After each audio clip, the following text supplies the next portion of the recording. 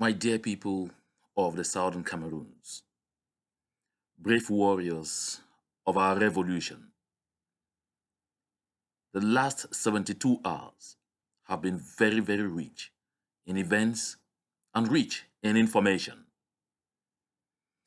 I came out here yesterday in a conversation, as usual, and pointed out that the days ahead are going to be extremely hot and that we're at an important turning point in our revolution, in our quest to restore the independence of the Southern Cameroons and bring back dignity, love, peace, and concord to our people who have suffered colonialism, who have suffered neo-colonialism, and who have suffered recolonization by proxy for close to a century. My dear people, I'm sure each and every one of us has had the opportunity to listen to the U.S. Undersecretary for African Affairs, Tibor Nagy. He was speaking in the United States of America, in the state of Texas. My dear people, there are a lot of naysayers out there who, even at this moment I'm talking, will be attempting to tell you that what you saw, that what we all saw and heard in that video is cloning. Some will even go as far as telling you that it is photoshopping and that it is fabrication. But my dear brothers and sisters of the Southern Cameroons, brave fighters of our revolution, from all indications, the hour we have been waiting for is here. Like I said yesterday, the internationalization of the conflict going on in the Southern Cameroons has reached the point where we all need to put our hands on deck just to push across the finish line. And now, let us get into the message that was delivered by Secretary Tibor Nagy. Because some people out there, the spin doctors, will be trying to work and manipulate upon it. He said very important things in that short message, which is less than 3 minutes long. Secretary Tibor Nagy says plainly that the people of Cameroons are two peoples. That's why I said Cameroons, that there are two peoples. He states, like we have not heard any Western diplomat have the courage to say before, that you had those who were under British trusteeship, because we're a trust territory of the United Nations, handed to the United Kingdom as a caretaker. The same like those of La République du Cameroun were handed to France as a caretaker. And so he says, upon attaining independence, we, the people of the Southern Cameroons, voted in a referendum to join with La République du Cameroun in a federal system. And he asserts clearly, like never before, that the federation was abolished by the president of La République du Cameroun. There is a clear indication that the world knows where the fault came from to cause this union to fail. And he asserts that the people of Southern Cameroon, he still refers to us as Anglophone, no worries, are fighting for their rights. He doesn't say that the people of the Southern Cameroons are terrorists, like Mr. Paul Biya and his cronies had wanted to cause the world to believe. He doesn't say that these are two people who are abusing each other's rights. He is categorical and clear. The people of the Southern Cameroons are fighting for their rights. Mr. Tibor Nagy makes again very clear and neat that as a matter of fact, the aggressor in this thing is La République du Cameroun that responded to the genuine concerns of the people of the Southern Cameroons with absolute brutality. He recalls the early stages of the struggle.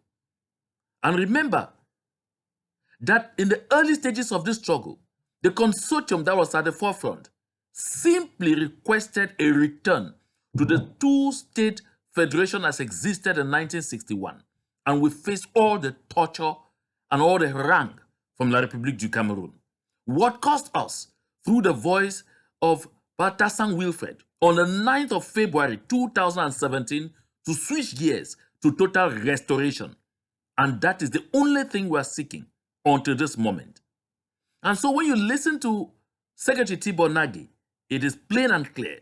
He tells you it is our right to seek self-determination because we deserved it.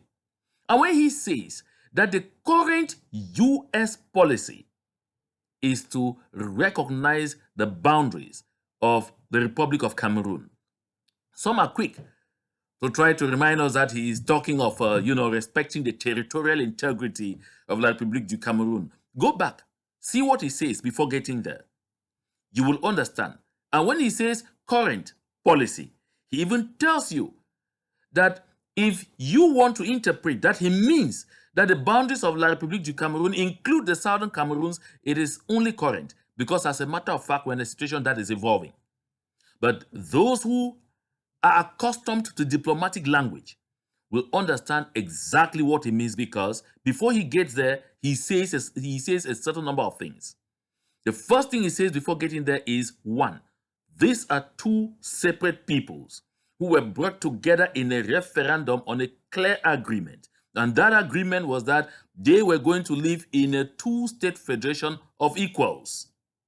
And he pushes further that the president of the Republic of Cameroon abolished the federation. And he pushes on. It led to what? It led to a lot of sufferings by the people of the Southern Cameroons. And so he concludes, and the people of the Southern Cameroons right now are only fighting for their rights. He says all this before going on to conclude that the current position of the United States of America is to respect the territory, is to respect the boundaries of the Republic of Cameroon. He doesn't say is to respect the boundary of the Republic of Cameroon, including Southern Cameroons. He doesn't say is to respect the boundaries of the Federal Republic of Cameroon that should have emerged from that union. This is telling enough. There is no reason why he should have gone to talk about the boundaries of Cameroon if you don't think that it is contentious.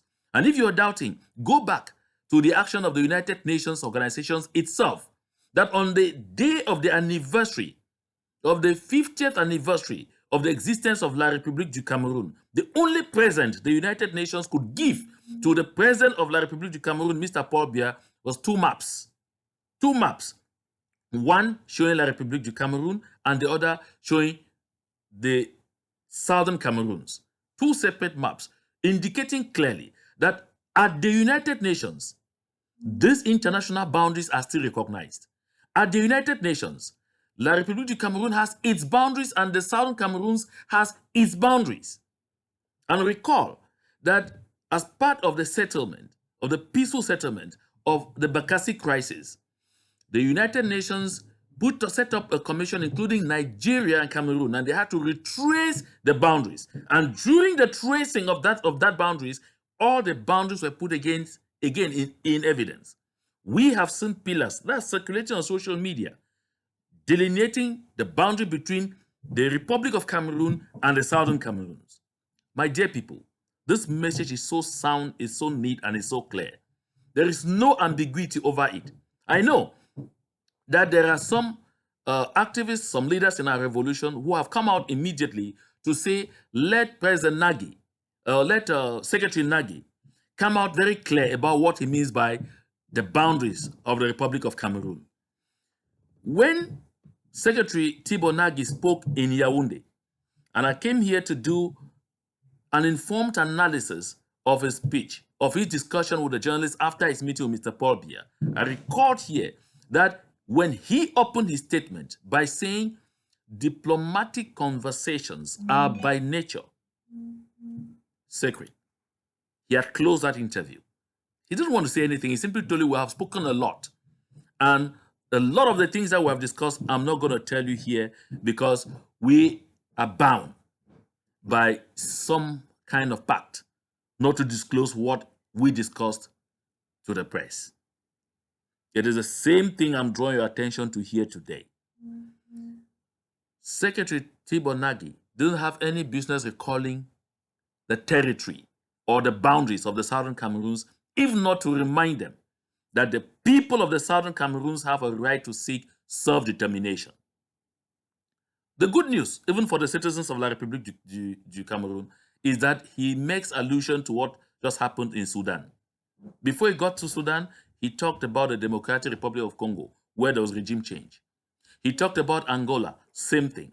And then he talked about North Africa. Recall, in North Africa, he is referring to what happened in Algeria, where Bouteflika was booted out of office, very disgracefully, before going to Sudan, where Omar el-Bashir should right now be wondering what will be his fate, as the International Criminal Court still has an arrest warrant dangling over his head. And now he's been thrown out of power in a very disgraceful manner.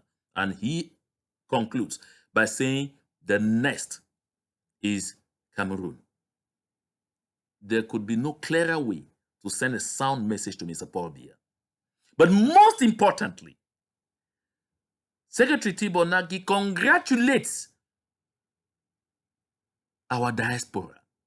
He congratulates the Cameroonian diaspora. I think he just came short of saying the Southern Cameroons Diaspora for doing an incredible job, because about all the senators, congressmen and women in the United States only have one thing on their lips today: the situation in the Southern Cameroons. This is absolutely important. This is a pat on our backs. My dear brothers and sisters of the Southern Cameroons, fellow soldiers of our revolution, this is the moment more than ever before for us to bond together, like I already said yesterday, and push across the finish line. This is an extremely defining moment in our revolution, not the time when we should concentrate on fighting for group identities, not the time when we should concentrate on wanting to go our individual ways. This is the time more than ever before for us to work together. It is in total and absolute collaboration and unity of purpose that we will shorten this journey. Like I said yesterday, the internationalization of our situation has reached a point where all we need to do is show to the rest of the world that yes, we love one another.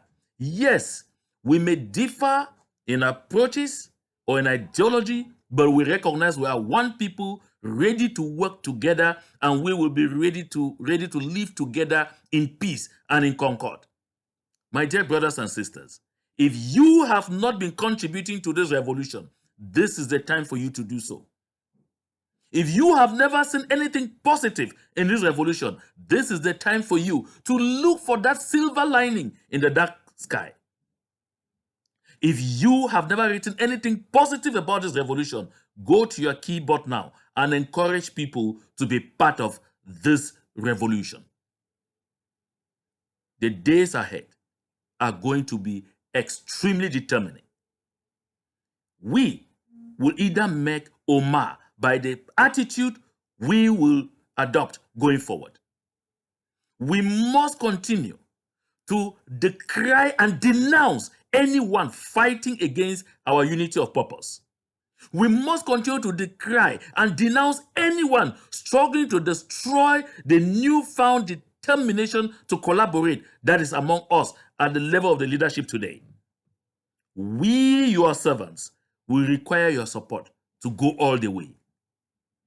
Let me say this to those of you still standing on the fence. Let me say this to those of you still doubting that Ambazonia is real and that Ambazonia is going to be real and that Ambazonia will emerge in a not too distant future as an independent country. Join us now. Make haste and join this train, for the other trains may be too late. Come and join us in the Ambazonia train. To God be the glory.